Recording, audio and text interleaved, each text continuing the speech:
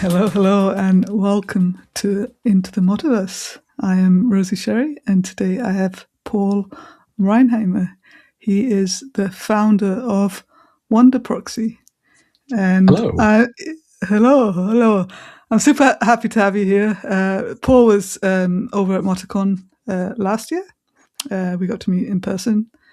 He's got a great sense of humor, tells great stories, and he's also a founder like myself. And there's not as many founders that I've been connecting with recently, and it's just been pretty cool to work with him over the past year or two. And yeah, he's very easy to work with. I'm Perhaps glad. one of our easiest customers, should I say? So yeah, I like to connect with other founders, and today I'm interested in, I guess, having other people get to know you a bit better. Thanks. Um, and yeah, at MoTaCon, I had such a laugh with you from so many perspectives, I guess, just from you getting up on stage, um, telling your jokes and being funny and telling stories. But also, yeah, just getting to know you afterwards as well. But yeah, maybe we can start with who is Paul? Sure. That's a hard intro to follow. I think you've built me up quite a bit, and I'm going to need to live up to those standards. Thank you very much for having me. I will say that I did write. So for those of you who were at MoTaCon, I talked about one of the fun, like, inscriptions in the ground at Hyde Park. I did write the Parks Authority. They have not written me back. I've just sort of been waiting for the response to my letter, but it's been a few months now, and I'm maybe going to give up hope. But I think the talk is probably somewhere in your YouTube archives. If maybe there could be a link in the show notes. I don't know if that's a thing you do. I'll just pretend. Yeah, we'll have to dig it up. I'm sure it's there somewhere. Sure. So again, my name's Paul Renheimer. I'm a co-founder at WonderProxy. Company's been around for a while now. How old is Ministry of Testing? 2007, like the community, but like as a company, it was like Okay, 2011. We like officially we're around the same formed. age. Okay, WonderProxy nice. and Ministry of Testing. Then it's right around then. And it was funny. So what I used to work for a company when I lived in Montreal, and I had a friend who was in the QA department, and it was his job to make sure. And and the thing for young people is the internet didn't used to be as good as it is today. Like if you want to take credit cards, you can go like sign up with Stripe, and then you're good to take credit cards from all over. But back in 2010, it was a different world. It was much harder to get payments online. Cross-border payments were harder. The fees were higher. So it was his job to take a look at the company's website from different countries around the world and make sure that it was doing the right credit card processor. Because the American credit card processor was going to charge them more fees if it was like a Western European credit card, probably just rejected if it was an Eastern European credit card, and like Asia Pacific, like all those different things. And his job sucked. And he couldn't give me a ride home from work because he had to stay late. And so and what it was mostly doing is like there's like free web proxies that you can like go to, and you tell them what website you want to go to, and it loads it in like an iframe and does all sorts. It's mostly targeting like teenage kids trying to avoid school firewalls, and he was using one for work every day, and it was terrible. And over the Amazing. weekend, I bought a couple virtual servers in different countries. I set up Apache and ModProxy, and I gave him like the username and password and like a post-it note on Monday, and his job got 20 times better overnight. And then luckily, I had a friend named Will. We'd known each other since like 2004. I think we met each other on the eDonkey forums, which was a file sharing system way back when, before BitTorrent, before lots of other things. And he looked at what I'd done and he deleted everything. He's like, no, this is all terrible. We can't do any of this. Started over from scratch using Squid. Um, and we got started, and they were customer number one, and they're still a customer today. And we've just Wow. been growing ever since. And I know that today, like all of these VPN companies that seem to have a lot of money to sponsor YouTubers are like, yeah, we're in 160 countries or something like that. One, they're usually lying. I think IP Info's done some good stats on like, actually half of their servers are in Germany and half of their servers in the United States, and they're just like bribing IP companies to like say they're somewhere else. And we think we do the VPN thing, but we don't really do like the consumer side. But it's just helpful for some testing stacks. But we think proxies are usually a better solution for testers because They integrate well with a lot of automation stacks, like if you're using Selenium or Playwright or lots of the, just because proxies have been around forever, they integrate with testing stacks, and then you can do all of the automated tests all the time and just have a good time. Amazing time, right?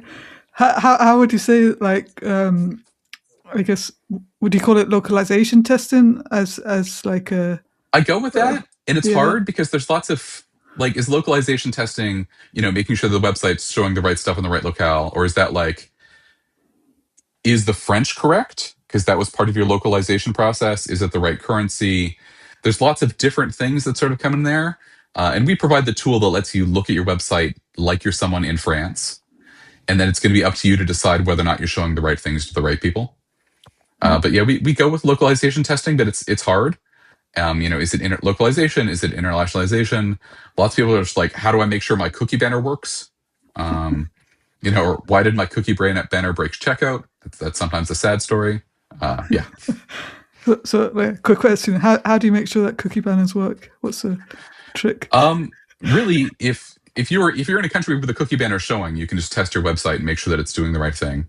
But if you're an American and you've got a website that's showing that cookie banner in the to people in Europe or to people in the UK, I'm saying, well, Europe, the EU, and the UK. Yeah. Sorry. We're a great answer. You should connect to one of our servers and make sure that you're showing the right content to those people. We worked with somebody a couple of years ago who was doing purchase price parity pricing. Are you familiar with that concept? Yeah. Yeah. So you're charging less to people in different countries in the world depending on where they are, and he'd had it enabled for years. Something he believed in. He turned it on as soon as he set up a store. He'd never actually gotten a purchase from some of those countries though, and it turns out it was because none of them worked. He'd never been able to test from a country with a lower average income level, and so he missed all of those sales for years and probably turned away those customers because the testing just hadn't happened. Yeah. Amazing, right? Oh man.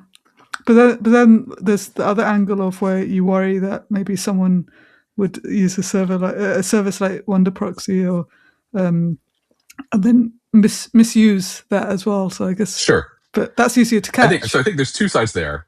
One of them is like, our job as a company is terrible because my co-founder and I don't want to make the internet worse.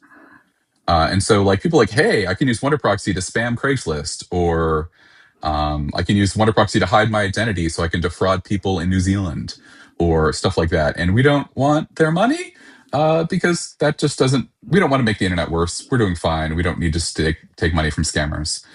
And so actually, I was looking the other day at our free trial request form, and I think our refusal rate's over 80%. Just the way people want to use us is not how we want to be used, and so we just don't take their money. Amazing. In terms of the purchase price parity thing, often there's like a second level where like you look at where somebody is so you can show them the right price tag, which is great advice. And then when it comes down to the checkout page, if somebody's billing address is in the United States, maybe you're going to have questions of, your system can decide how they want to handle that pricing situation. Yeah.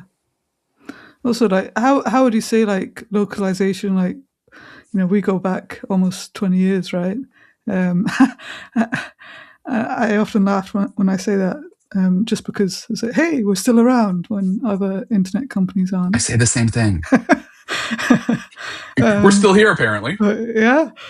People ask me, how you doing? I'm like, we're still here. That's a good thing, But yeah, how has the world... I guess partly there's the technical challenges around offering product that you have. So, like, how has the world changed in the past 20 years from that perspective? But also, like, I guess tying into that is like, as a founder, like you kind of hinted on it there, is like you want a better internet. And to me, it feels like it's harder and harder to find people who want to build the right thing and not just build the money. So it's like, how do you, I guess, what's the right word, is how do you guide your company to be a good company, and how has it changed along the way as a result? Two big questions. Yeah. Sorry. So to go back to the first one, like how the internet has changed. The internet's gotten a lot easier from like managing our computers. Things have gotten a lot better in the last 20 years. like Puppet didn't exist when we got started. Like all of the systems that people now use to orchestrate lots of servers were either not well known or didn't exist when we started WonderProxy. My co-founder used to have a whole bunch of Bash scripts, and he would like copy and paste them onto servers, and he built something that would like connect a server, in Adelaide, and then run the script, and then connect a server in Brisbane, and then just go through the whole alphabet and like run all of those things manually, and that was how it worked. Um, and so I think that a lot of that has gotten better. But I think in terms of like our product, just as sort of the world gets more connected, more and more companies are doing things in more countries. So it's more common for an American retailer to be selling things in, all across Europe or all across the world, probably in part because it's easier to get those credit cards to work.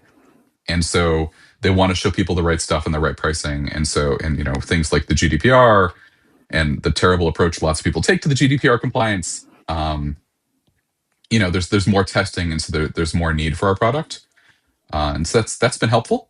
Um, I will say that we're a company that's grown slowly and deliberately. So in terms of making sure that like we're a company that's aligned on what we want to be doing and what we don't want to be doing, like our average employee tenure is probably over 5 years, maybe a lot longer than that, if we especially if we include the founders. But I think growing slowly and carefully, and not just racing to do everything because it's new, has helped us make the right decisions over time. And as people are with us with a long time, you get to grow together, and that helps make sure that you're sharing a vision. Like if you're not growing 100% every 6 months, then you've got time to make sure that you're all going the same way. How many people are in the company at the moment? I think we're 5 or 6, and then we've got some contractors on the sides who help us a lot. Cool. And that's really a decision that's made by the contractors rather than we only want to hire a contractor for this position or something like that. Yeah. There's a concept in Canada right now about like making sure you're paying a living wage to everybody, and that's important to me. And and generally I would prefer to have employees over contractors, but when you're a multinational corporation, that's also challenging. I don't have a structure in place to hire somebody in Poland or stuff like that. So it's tricky, but I like the employment protections people get when they're actual employees in places. It's true, right? It's I think that's like during COVID, there was obviously a whole boom of hiring anyone from anywhere, but that's definitely seems to have died down a lot, and it does get complicated quite quickly. It really does. I had an employee who was in the US who moved to Norway, and I ended up spinning a subsidiary corporation in Norway to hire them.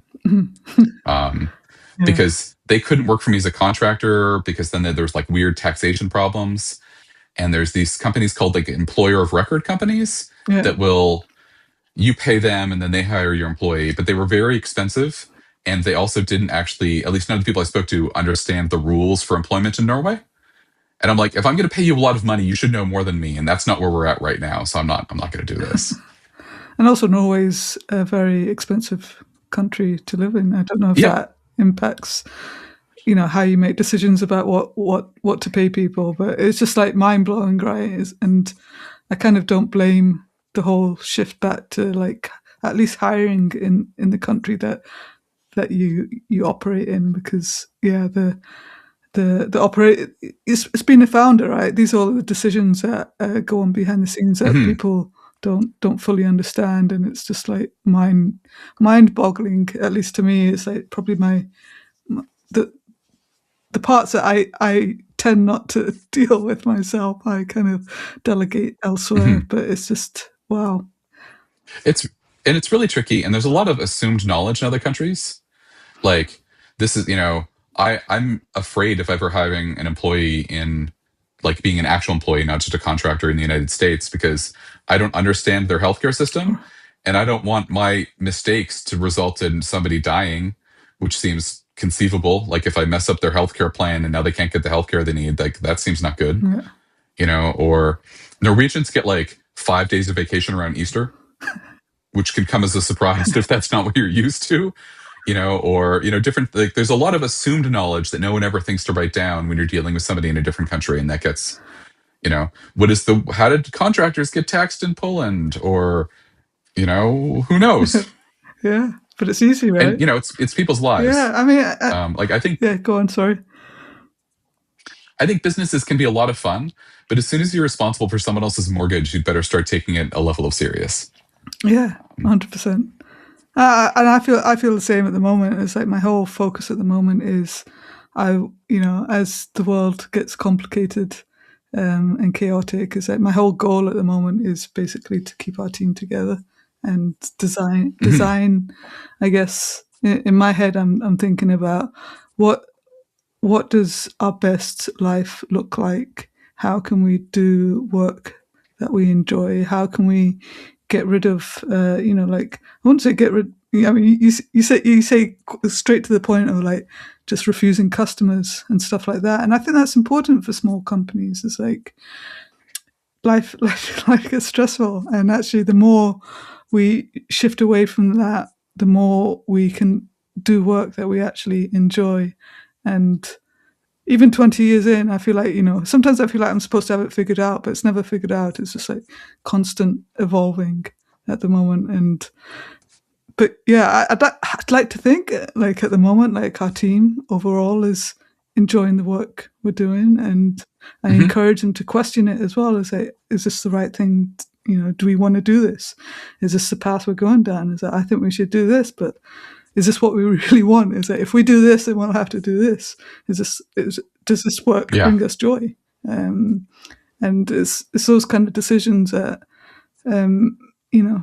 I guess people don't see the decisions we make or understand the decisions we make, and from a community perspective, sometimes that's at least some of the members see it and they don't understand it. But it's like we're designing for us as much as the community. Mhm. It's really, I think there's two big kinds of work that founders do, which is weird to me. And one of them is like, you need to make the big founder decisions. What's the direction of the company? Do I reprove this project? Do we bet $50,000 on renting a venue and hope that people show up at this conference? Like all of those decisions. There's also a lot of work that like founders end up doing just because there's no one else to do it. Like if you need to pick a health insurance plan, if you need to do this, if you need to figure out the taxes, somebody needs to approve this thing. Like there's all this other work that comes too, especially at small companies. I talk to people who work at much larger companies. They're like, "Oh, I've got people who do that for me." I'm like, "Well, that sounds great." To move back to like thinking about how people at your company work and the decisions they make, I'm going to turn around for a second to see if the book's on my shelf. Uh, doesn't look like it. So I try to get people who start at WonderProxy 3 books, and one of them is "Turn the Ship Around." Okay. By Captain David Marquette, who's retired from the United States Navy, and he was a nuclear submarine captain.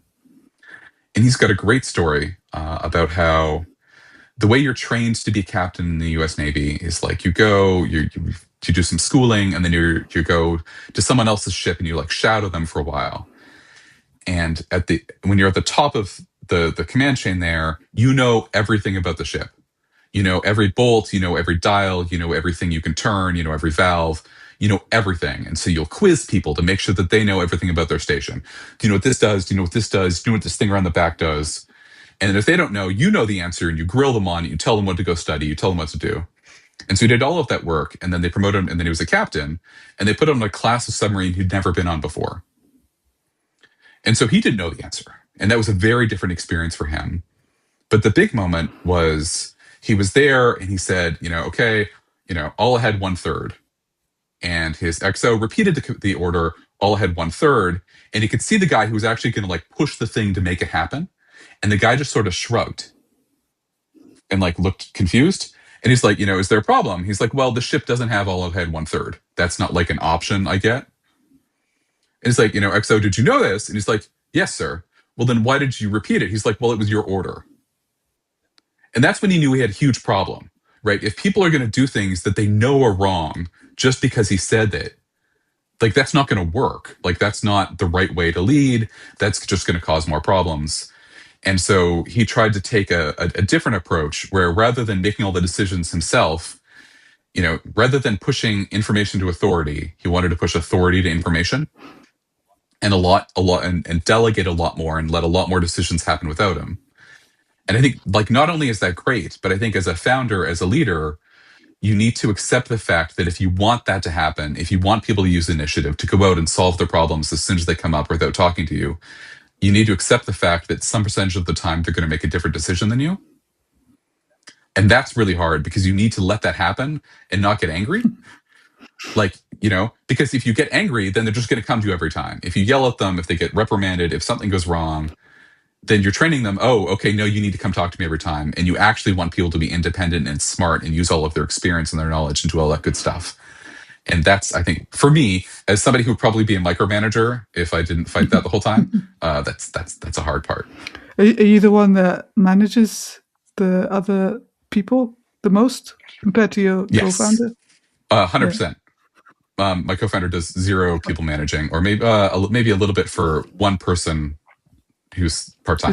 Is his role more technical? Or so my co-founder still has a different job. Oh wow, okay. We've got him full-time employees, but he has a family business that he works in. But he is the servers guy, and I'm the programming guy.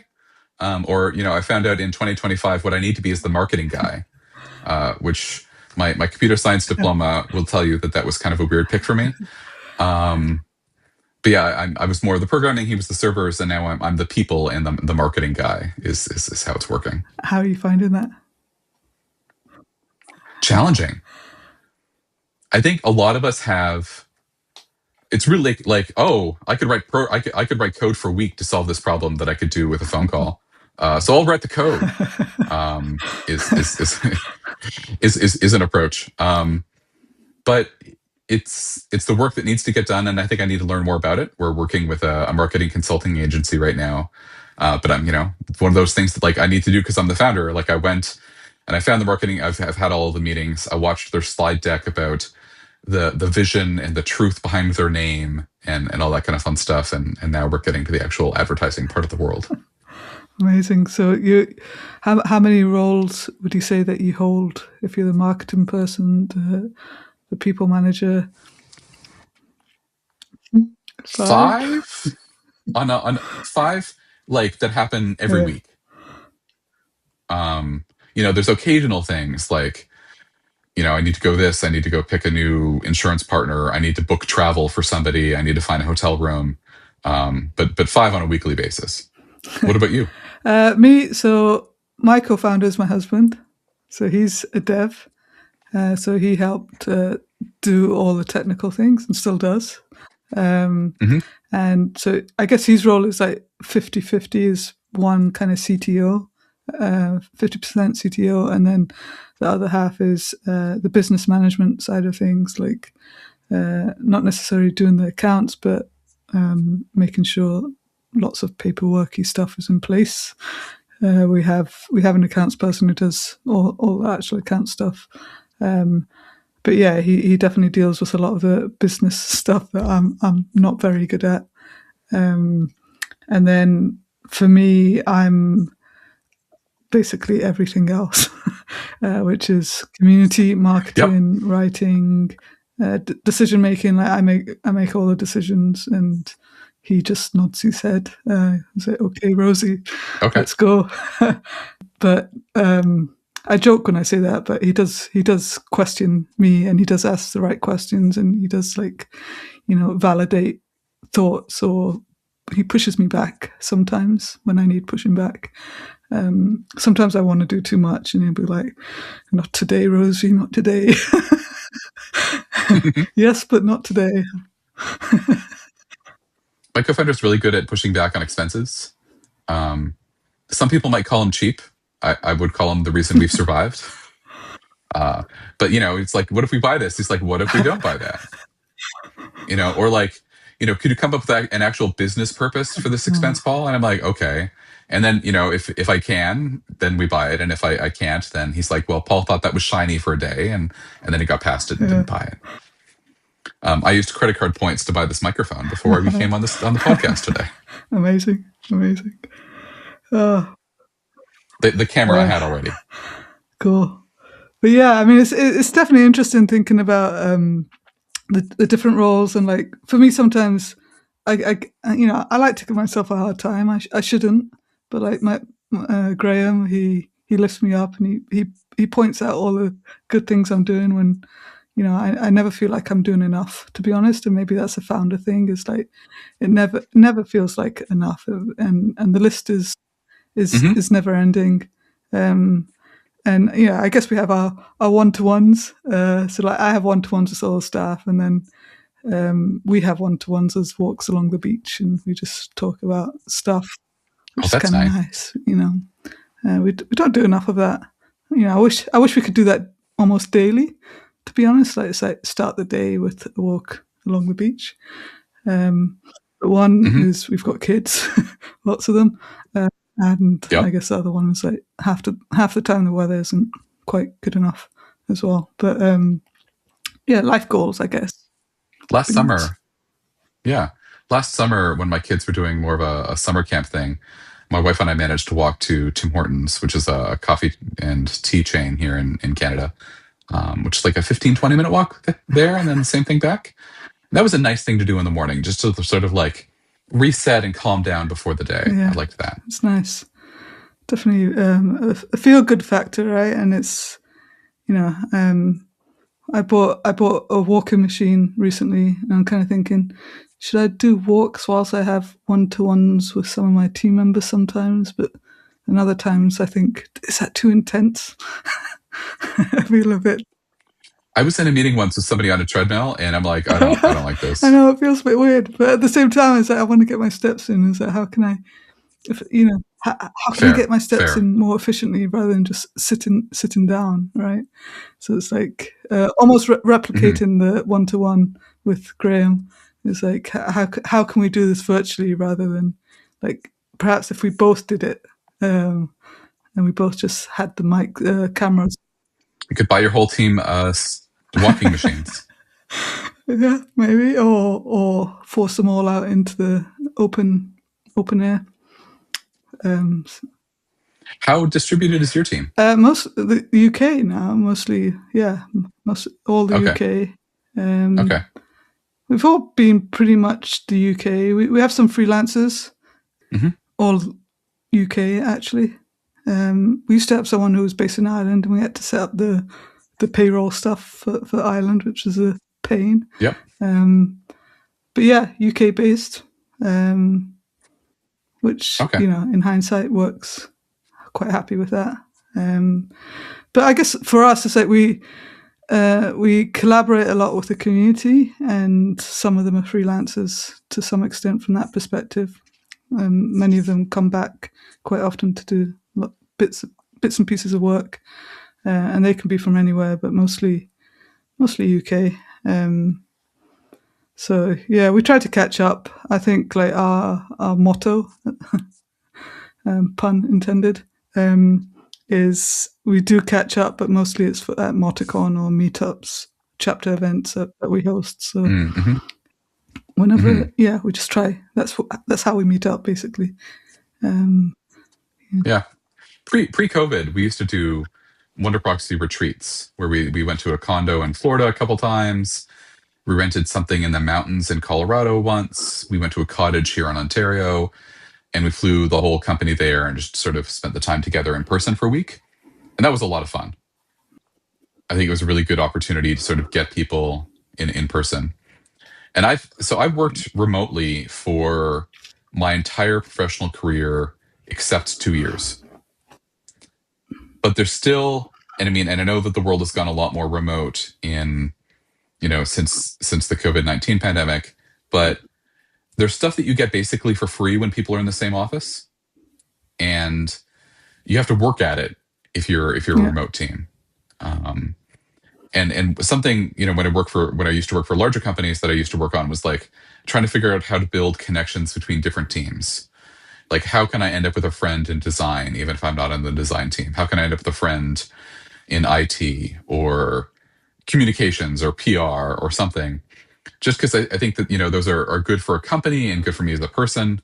And then if you've ever got a weird question, you know who to talk to already. Like, there's lots of, I think it's good for a company to encourage those sorts of cross team things. And actually, something we're looking at right now at WonderProxy is hiring a professional dungeon master to run a D&D style campaign for us, over a series of like an hour or two every week for a month or Amazing. two. Yeah. Just like a fun Yeah. team activity. How familiar is your whole team with Dungeons and Masters? Dungeons and Dragon D&D. I played something when I was a teenager. One of my friends created his own system from scratch. Way to go, Bill! That was really cool. So I've never actually played classic Dungeons and Dragons. I've only played his thing and some other stuff.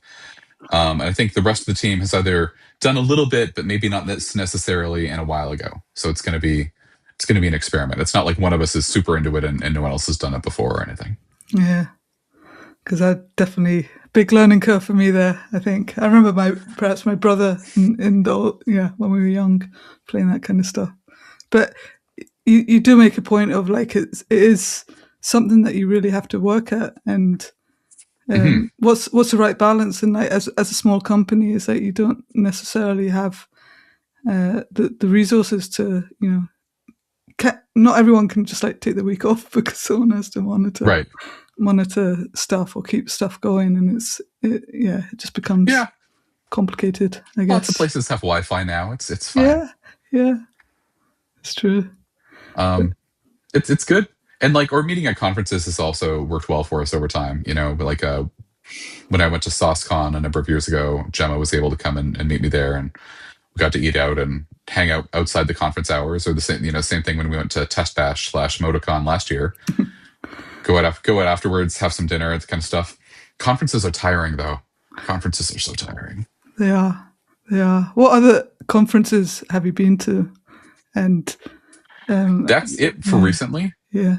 Okay. Is those two? Oh, I went the KW Software Quality Alliance organization, which is like right here in my hometown, has an annual conference, and I went to that one last year. And that was really fun.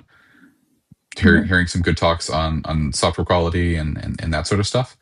I used to do lots of conferences back in the early 2000s on the sort of the PHP website of the things, but lately a lot less. But I'm trying to get back out again now.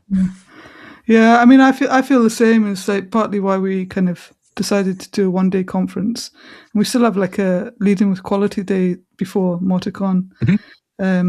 It's just the fact that it's tiring, and it's just like trying to respect people's time, trying to acknowledge that it is tiring. Partly it's the travel, partly it's the experience. But also, I think 2 days is a good sweet spot. Do you?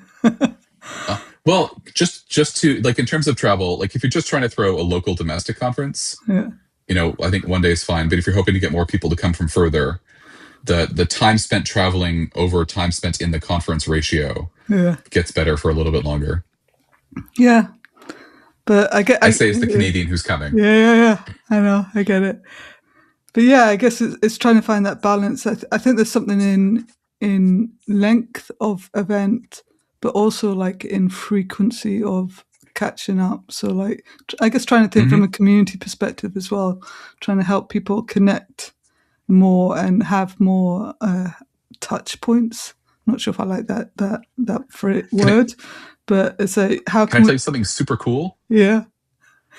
Okay, so I forgot. There's a different conference I went to, which was MicroConf, which is a conference for people who've bootstrapped their own companies. I went to one in New Orleans, and they did. You picked a social activity that was organized, and then there's like 5 or 6 of them available, and then the conference got broken up into 5 or 6 groups.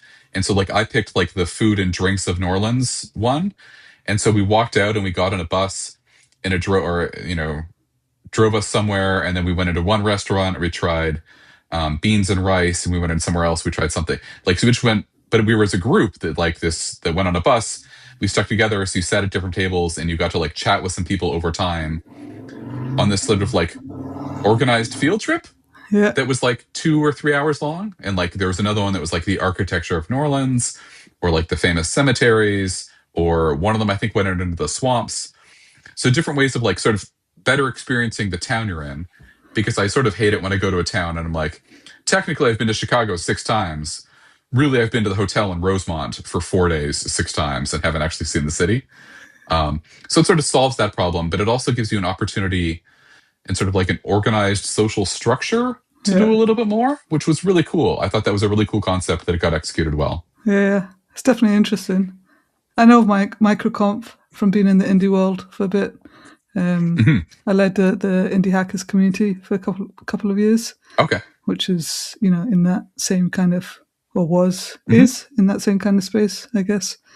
But yeah, I mean, definitely during that, past few years, there's been a few events trying to do those kind of things. I guess when I think about it, is that I don't know if I can justify the cost most of the time, or like trying to like convince quality people to spend that kind of money on something that feels like an excursion. But it feels like in the founder world, it makes sense. But to convince, there you're writing the check for yourself, which is a little.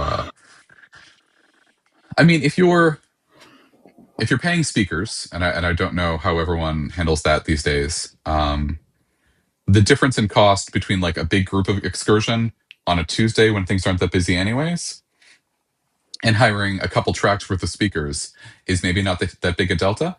But it's going to depend on the group, and I feel like it is hard with the whole. We want people to integrate, to talk to each other. Or the hallway track is great.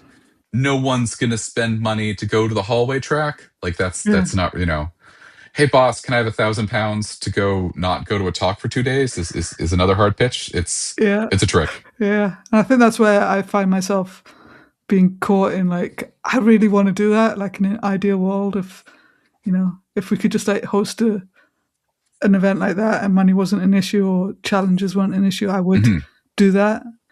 But yeah, it feels like too much of a struggle. But there's, conferences are hard.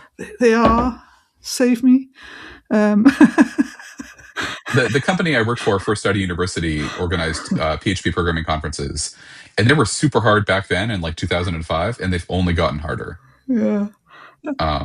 The economics of them are never great. Sorry, this is probably your life right now with the conference coming up. It is. Yeah, I mean, throwing a conference is hard. Dear listeners, buy tickets or register your professional membership so you can have a ticket. I think under the new paradigm. Yeah, I love the new paradigm. I think like one-click registration removes a lot of pain points for us. It brings us a lot of joy. Leading with quality, for example, is like sold out. And like this time last year, we would have probably sold like 2 tickets. So in comparison, it's like sold out at 60 people. How has that affected your overall professional membership numbers, though? That's because that's the other half of the equation, right? Yeah. Well, we'll see when we launch MoTaverse, like how much that impacts things, because I think that's ultimately what will in theory, what will sell those memberships. I think so. Okay. I think once people realize that, like last year you could buy tickets separately, but now you can't. So it's like it's a big test, basically. Yep. Will they do it? I think they will. People already are, but it was needed, to be honest, because it was a nightmare to manage. And like as a founder, I wasn't enjoying like all the. It almost felt. I mean, I guess it almost felt like it was normal that we had to do all this work to make an event happen. But now, like we've revamped membership and built stuff into the product, it's like literally it's 100x easier to manage events and make them happen. Love that. And like, as a founder, it's like we're not making as much money from it, but I believe it will balance itself out, and nice. And it will be okay because it's easier to manage stuff. We don't have to stress as much about selling tickets because it's sold out almost before it's launched, kind of thing. At least with leading with quality, not MoTaverse yet. But so we think that the journey for us will be more enjoyable, and people will see value in it. And it like competitively, it's in my opinion, it's like the best out there. So it's like confidence-wise, I feel good. Mood-wise, I feel good, and it's just hopefully a case of balancing the books. But it's forced us as a team to think differently. So like we're doing smaller events, and we're doing that in partnership with companies, where companies provide the venue for us. because lots of companies have Okay. spare space that they can just Yeah. use and pay for stuff out of marketing budgets rather than training budgets. So it's like, to me, that's interesting. I'm like, wow, we can do things differently. We can gather differently. We can be more efficient. We can set up company pages for them. They can, get that marketing stuff that they like to see. And there's all these little things that kind of excite me, I guess. It's like we're trying to think differently, but I guess at the same time, it's like, I don't know how I got into the conference business. Sometimes I look at myself and I'm like, how did I do this? But yeah, it's not an easy place to be, I don't think. But we're not a conference business. We're many things as well. So it's like, Right. we're a platform, we're a community, we're a conference. It's all challenging. Yeah, it's just like, yeah, I don't know. I will say, I think European conferences tend to be at a venue and the hotel is 4 blocks away. And North American conferences tend to be your room is upstairs and the conference room's in the basement.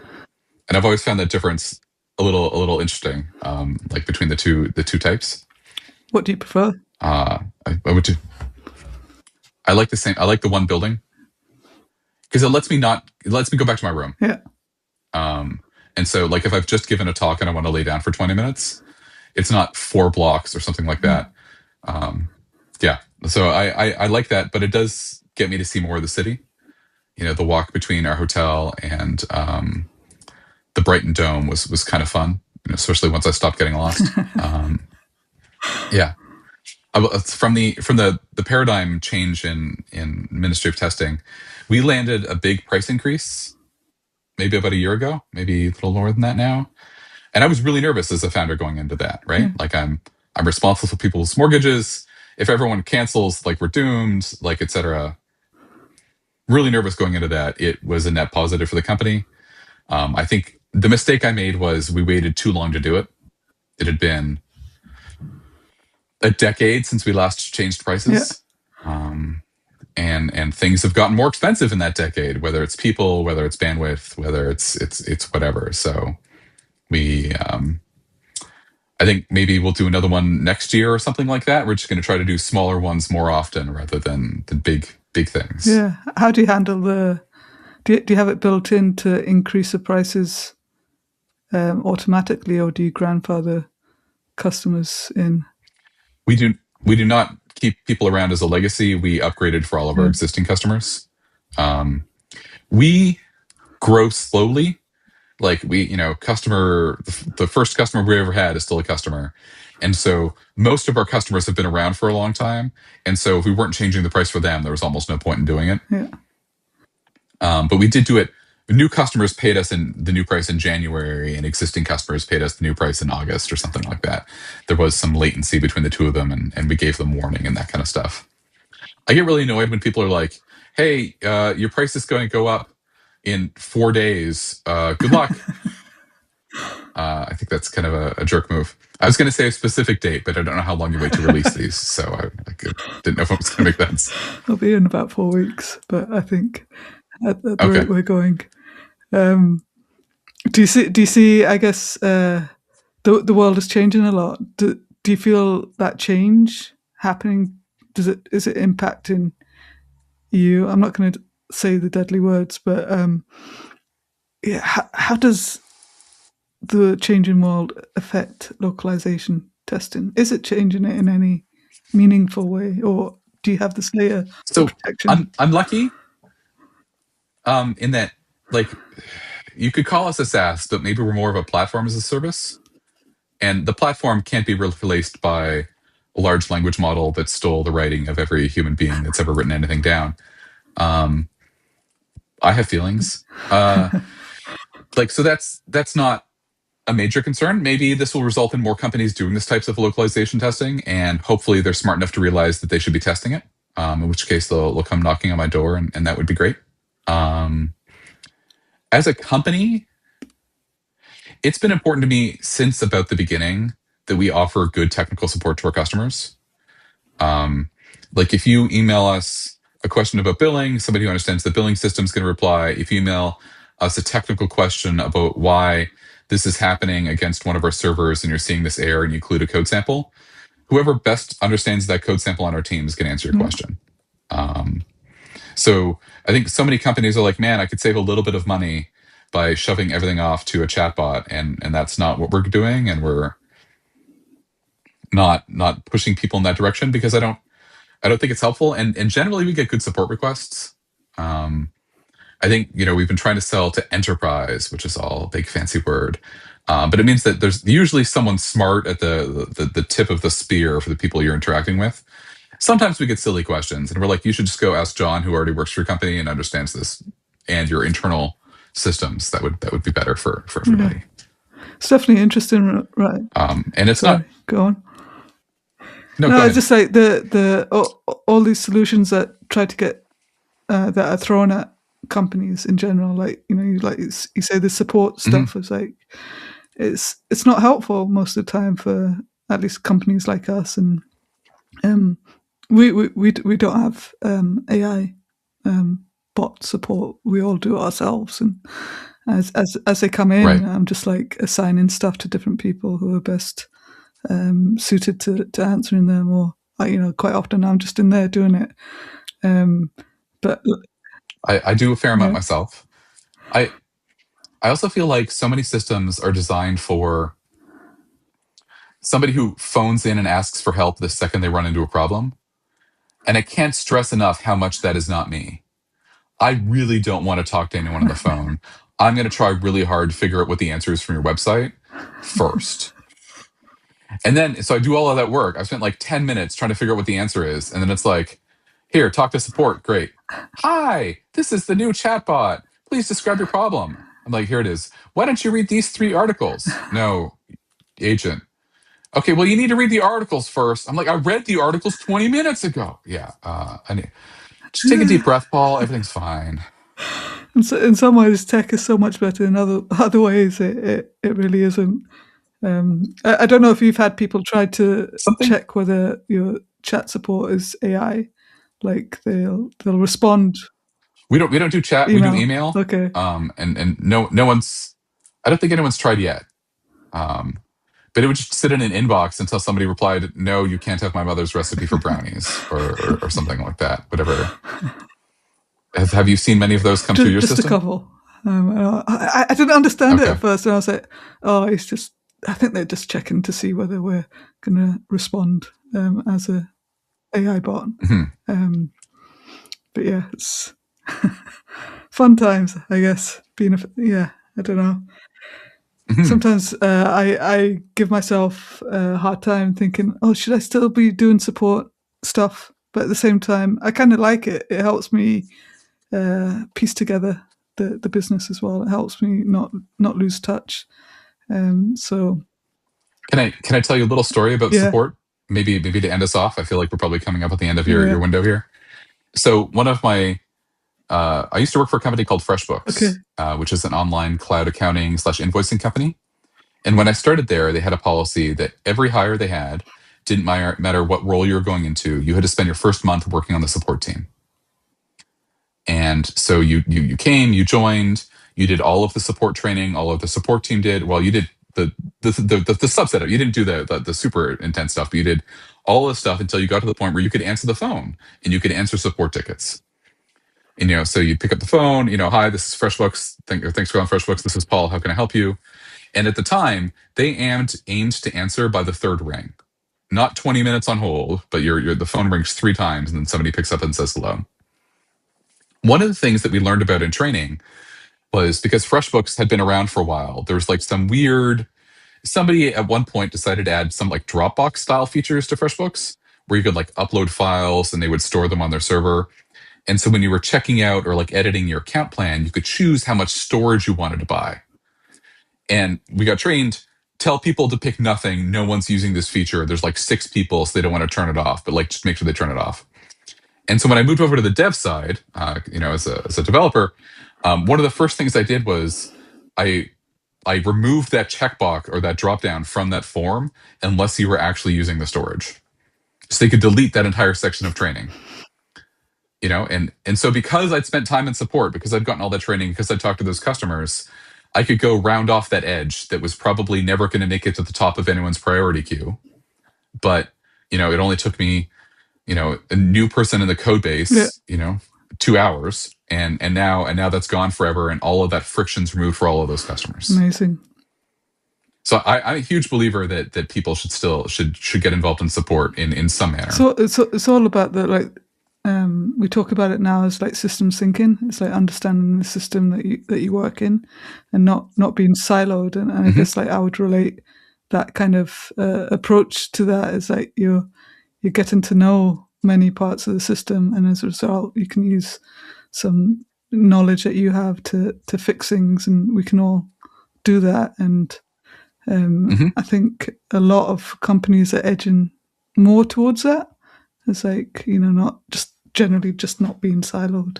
I think it makes sense. I think to me, it makes it more enjoyable. Yeah. Like any role gets a bit boring if you're doing it all the time, and being able to step out a bit helps open our eyes, I think. And it's nice just to be able to help somebody, not start a 7-week process of acquiring a new vendor to buy something. Like, I can answer this right now. And actually, like helping, kind of tapping into like some of our earlier conversations is a great way to get to know people. If you can, make that connection, it's like helping each other is bond building, and all of that. As a final point, any tips for quality people for the future? Any parting thoughts of wisdom? Yes. For the future, this sounds. Don't despair. I think that understanding quality and understanding what makes something good are skills that the AI overlords are still a long way from taking from us. And so bring that to yourself and to your conversations. I think the secret hat that testers often wear is the user advocate hat, where technically this works, but it's stupid. Like the person who's going to say that is probably wearing something related to quality or testing in their title. And that's share that and ride that as long as you can, because I think that's important and not something that's going to be taken from us easily. Amazing. And I think just to add to that, it's great that we can just talk about being human and running little businesses and trying to do good in the world. And it's not all doom and gloom. And there is fun to be had and good businesses to be created. And that's definitely something that I've taken away from this. And I hope we can see more of it in the world as we move forward. Thank you, Paul, for having me. Having been on the Thank you for having me. And finally giving me an excuse to set up my fancy camera. I need a photo. If this is only audio, I'm going to be devastated. It's not. Don't worry. And if we could have a photo of your backdrop, that would be amazing. I'd love to see it in more detail. Oh, afterwards. Let's see. Okay. Maybe you can take a photo. Yeah. Afterwards. Okay. But okay. Yeah. You can see I didn't need to clean up this part because it's. Don't worry, I'm the same. You can't see certain parts. Yeah. But yeah, thank you very much, and I'll see you in the MoTaverse.